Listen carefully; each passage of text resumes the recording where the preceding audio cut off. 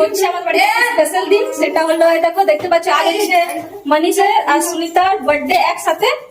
তো আমাদের বাড়িতে এসছে একটা নতুন গেস্ট, দেখি রে দেখা মুন্টু দেখা তো, এই দেখো দেখতে পাচ্ছ, আর আমার ভাই আমার ছেলে সবাই আর ওরও বার্থডে।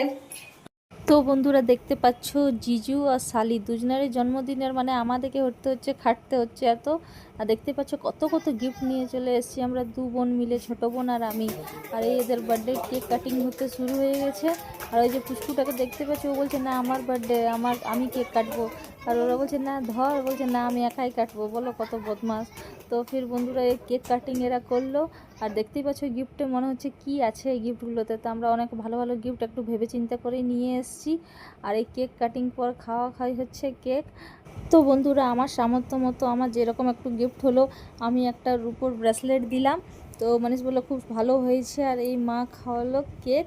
আর ও দেখছো কেক দেখার আগেই বসে আছে কেকটা খাওয়ার জন্য, লাস্টে নিজে উঠিয়ে নিয়ে কেকটা খেয়ে দিল।